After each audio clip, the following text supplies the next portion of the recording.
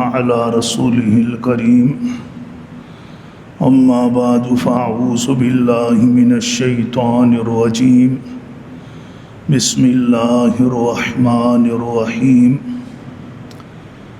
رب اشرح لي صدري ويسر لي أمري واحلل عقدة من لساني يفقهوا قولي إن كل من في السماوات والأرض إلا آتي الرحمن عبدا لقد أحصاهم وعدهم عدا وكلهم آتيه يوم القيامة فردا إن الذين آمنوا وعملوا الصالحات سيجعل لهم الرحمن ودا فإنما يسرناه بلسانك لتبشر به المتقين وتنذر به قوما لدا وكم أهلكنا قبلهم من قرن هل تحس منهم من أحد أو تسمع لهم ركزا۔ واجب الاحترام گرامی قدر معزز حاضرین محفل، یہ چند آیت مبارکہ جن کی ابھی تلاوت اور سماعت کی سعادت حاصل ہوئی ہے، سورہ مریم کی آیات ہیں۔ سورہ مریم کا درس، ترجمہ، تفسیر کا سلسلہ بالترتیب جاری ہے۔ آج کا درس آیت نمبر 93 سے ہو رہا ہے، 93 سے۔ جو دوست باقاعدہ درس میں بیٹھتے ہیں اور پچھلی آیات میں بیٹھے ہوئے تھے، ان کے علم میں ہے، پچھلی آیات میں اللہ تبارک و تعالیٰ نے اس بات پر بہت سخت ناراضگی کا اظہار فرمایا کہ جن لوگوں نے اللہ کی طرف اولاد کی نسبت کی ہے کہ اللہ صاحب اولاد ہیں، جن میں یہود نے کہا حضرت عزیر اللہ کا بیٹا ہے، قرآن کریم میں آتا۔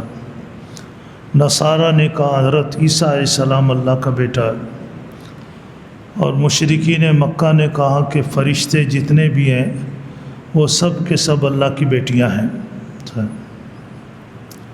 اور اس کے متعلق اللہ نے فرمایا یہ اتنا بڑا گناہ ہے، اتنا بڑا گناہ ہے کہ تکاد السماوات یتفطرن منہ، قریب ہے کہ اس گناہ کا جو لوگ ارتکاب کر رہے ہیں اس کی وجہ سے آسمان پھٹ جائے، اتنا بڑا گناہ۔ وتنشق الارض، اور زمین پھٹ جائے۔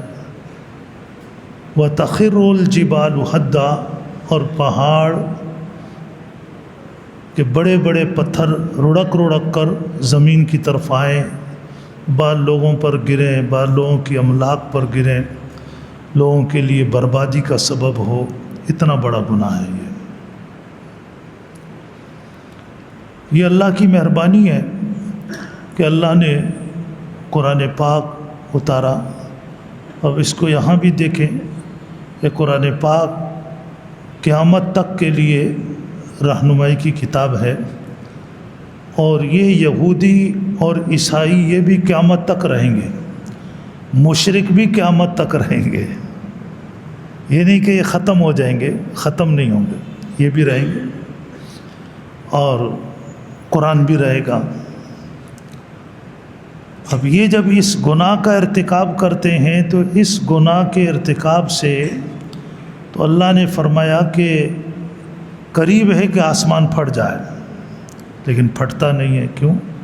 کہ جب کوئی بھی مسلمان سورہ اخلاص پڑھتا ہے، قل هو اللہ احد اللہ الصمد لم یلد ولم یولد ولم یکن لہ کفوا احد، اس سے اللہ کا غضب ٹھنڈا ہوتا ہے۔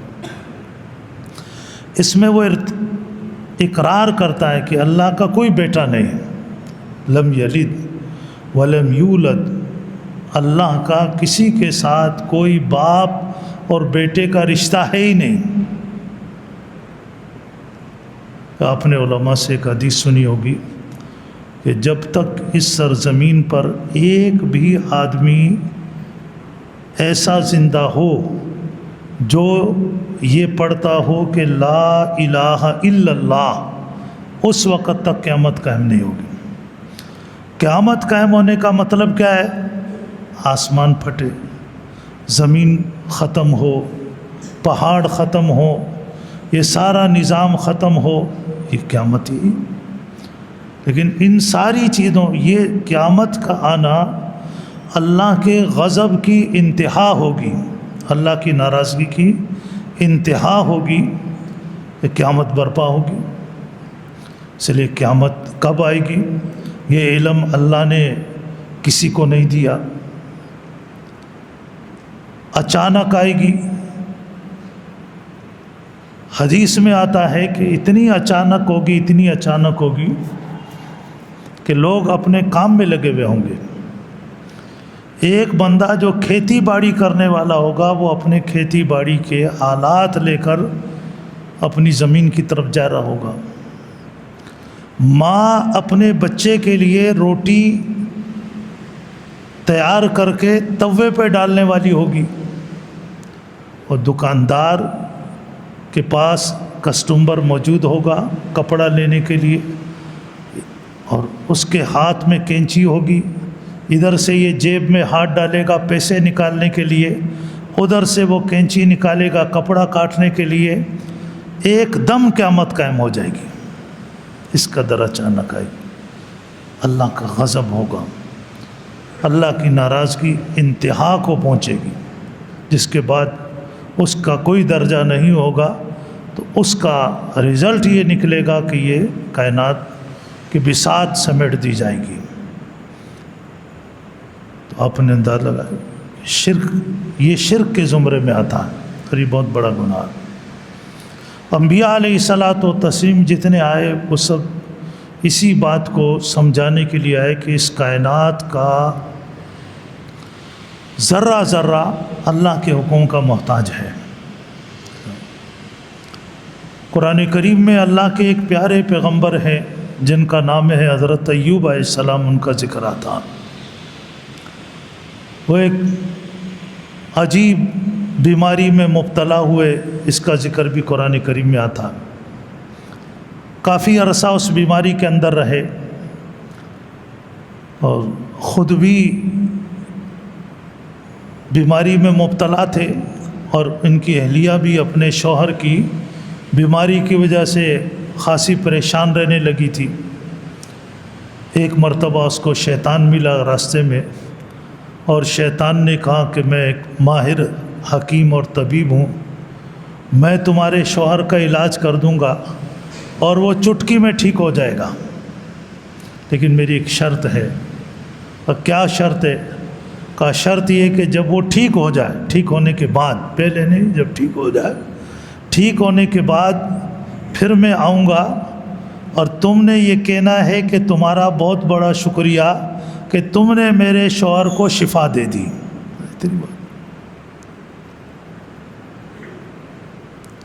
اب وہ خاتون تھی اور اپنے شوہر کے لیے بہت زیادہ پریشان تھی۔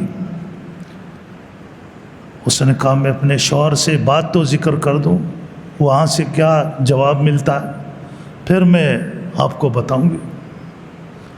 اس نے جا کر جب حضرت ایوب علیہ السلام سے بات کہی تو وہ سخت ناراض ہو گئے،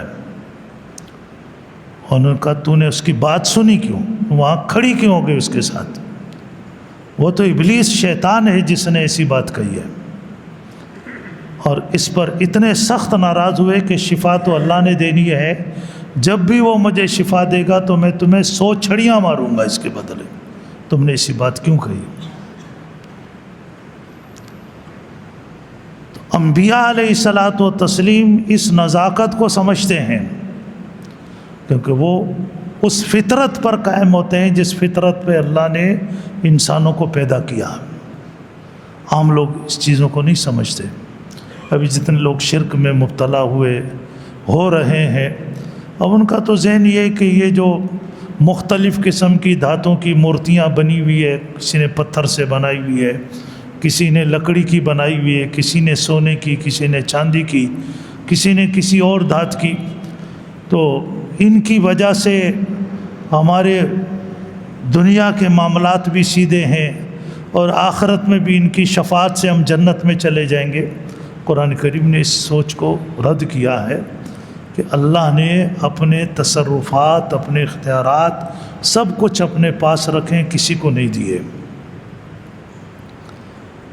تو فرمایا کہ یہ جن کو تم اللہ کا بیٹا سمجھتے ہو یا بیٹیاں سمجھتے ہو یا جو بھی نسبت دیتے ہو، قرآن پاک میں اللہ نے فرمایا یہ سب کے سب اللہ کے بندے ہیں۔ آج شیطان نے اگر تمہارے آنکھوں پر کوئی گمراہی کی پٹی باندھی ہے اور تمہیں یہ حقیقت سمجھ میں نہیں آ رہی اور تمہیں یہ حقیقت قرآن پاک سمجھا رہا ہے، لیکن ایک دن آئے گا یہ حقیقت اپنی آنکھوں سے دیکھو گے۔ ان کل من فی السماوات والارض الا آتی الرحمن عبدا، ایک دن آئے گا اور یہ حقیقت کھلے گی، کیونکہ اللہ نے یہ کائنات بنائی، اس کے کچھ رموز اور اسرار اللہ نے رکھے ہیں۔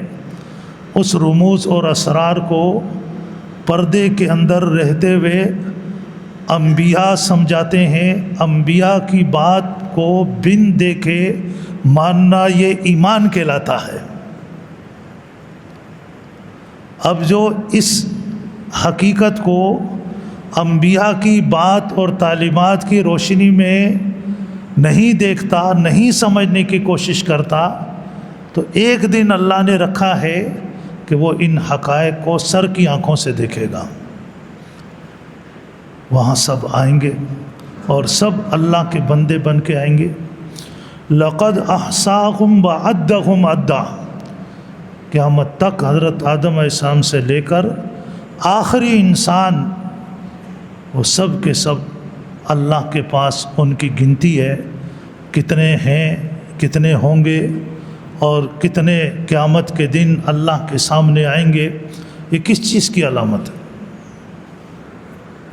آدم علیہ السلام سے لے کر قیامت تک انسانوں کی اور تمام مخلوق کی کاؤنٹنگ اپنے پاس رکھنا، یہ علم کامل کی علامت ہے کہ اللہ کا علم کامل ہے۔ اللہ کا علم کامل ہے تو اللہ کو کسی بیٹے اور اولاد کی ضرورت نہیں ہے۔ وَكُلُّهُمْ آتِيهِ يَوْمَ الْقِيَامَةِ فَرْدًا، اور قیامت کے دن یہ سب اکیلے اکیلے اللہ کے سامنے حاضر ہوں گے۔ اور یہ پردہ جو آج تمہاری آنکھوں پہ پڑا ہوا ہے یہ اٹھ جائے گا، یہ آنکھوں سے دیکھو گے، لیکن اس وقت کا دیکھنا پھر اس وقت کا ماننا کوئی فائدہ نہیں پہنچاتا انسان کو۔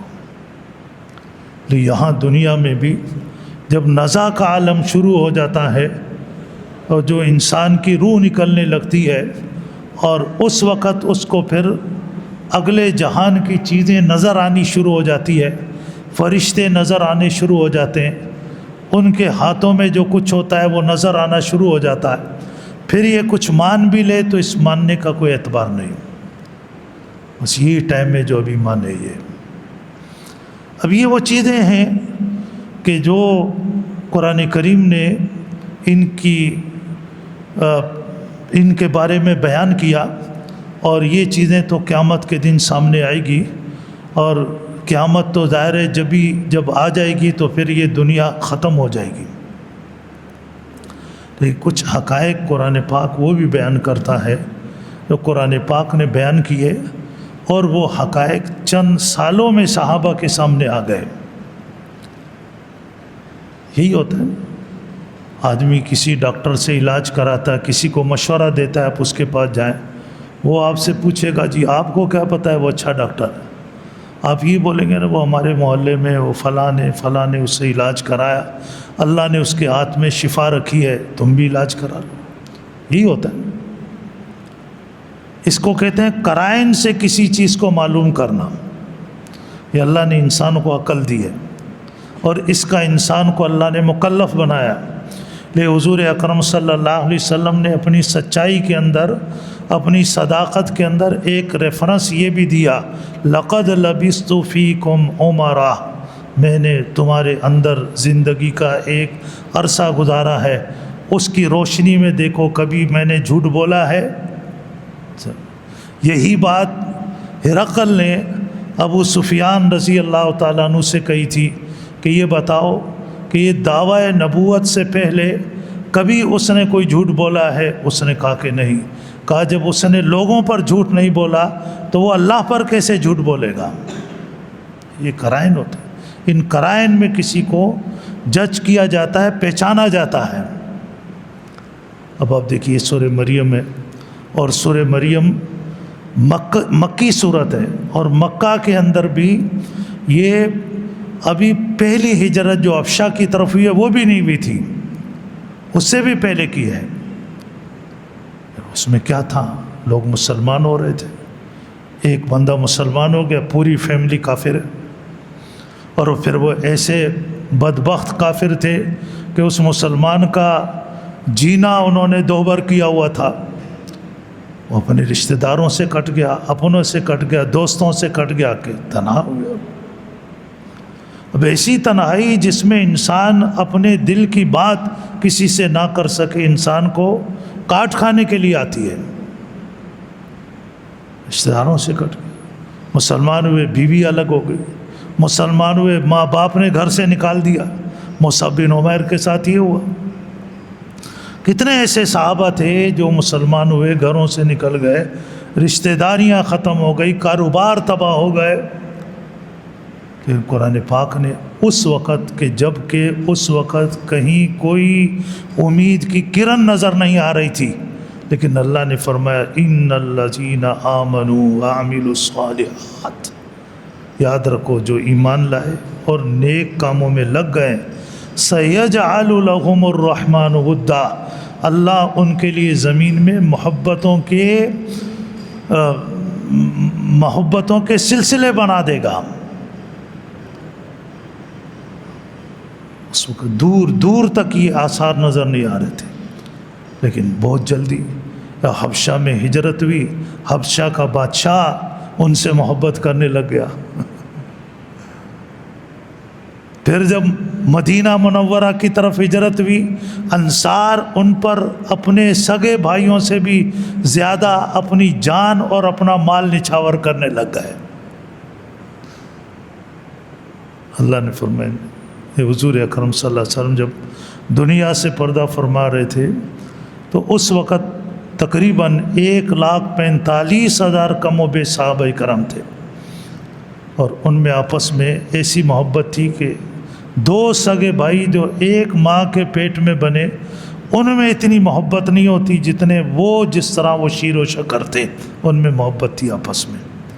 یہ قرآن پاک کی پیشن گوئی تھی کہ ان الذین آمنوا وعملوا الصالحات سیجعل لهم الرحمن ودا، اور قرآن نے آج بتایا، آج لوگوں سے محبت ڈیمانڈ کرتے ہیں کہ آپ مجھ سے محبت نہیں کرتے، احترام ڈیمانڈ کرتے ہیں کہ ہمارا احترام کرو، ہماری عزت کرو، محبت کے شکوے کرتے ہیں۔ شکوہ تو محبت کا قاتل ہے۔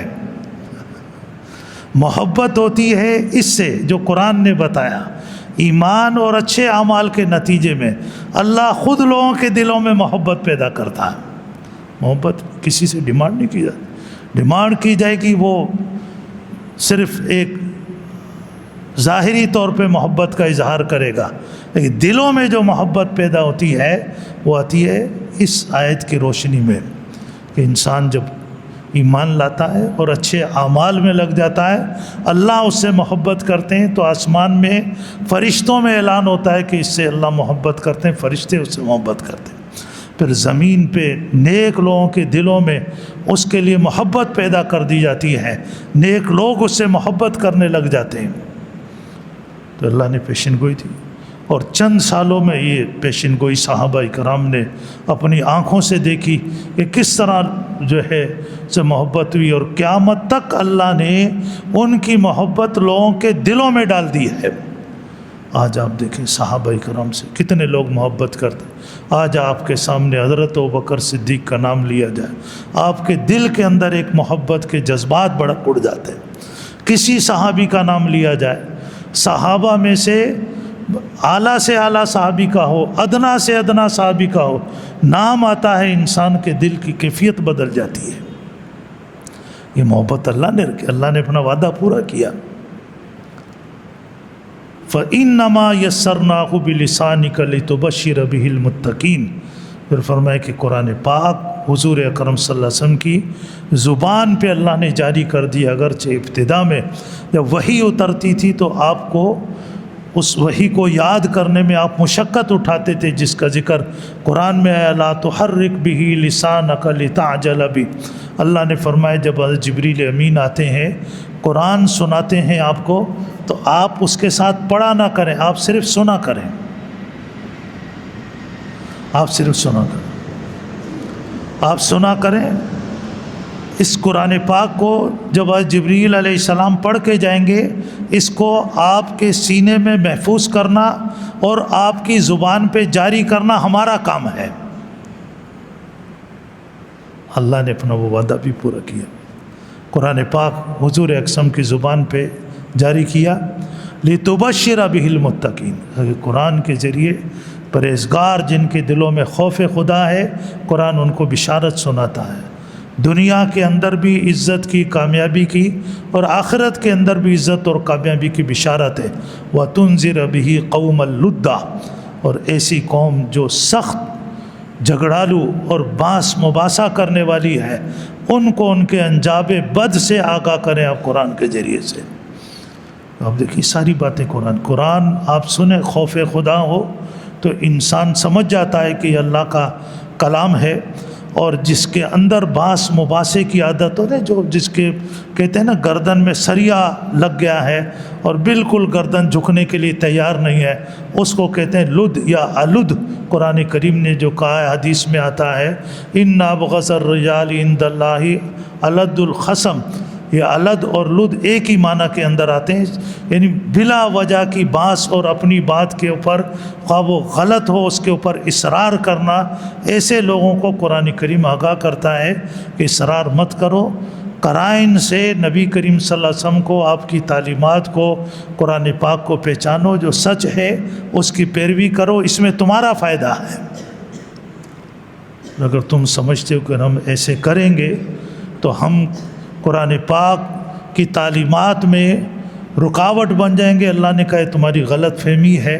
لیکن وَكَمْ أَهْلَكْنَا قَبْلَهُمْ مِنْ قَرْنٍ، تم سے پہلے بہتوں کو تباہ اور برباد کر دیا، قوم عاد، قوم سمود، جو تم سے زیادہ جسمانی اعتبار سے بھی مضبوط تھے اور مالی اعتبار سے، لاؤ لشکر کے اعتبار سے مضبوط تھے، قرآن نے کہا انہیں ہلاک اور برباد کر دیا۔ هل تحس منهم من احد، اب کوئی بھی محسوس ہوتا ہے تو چلتا ہے کہاں ہے؟ کہیں بھی نہیں۔ او تسمع لهم رکزا، رکز یہ رکاز پوشیدہ خزانہ، یا کوئی کہیں سے ان کی کوئی پوشیدہ آواز بھی آتی۔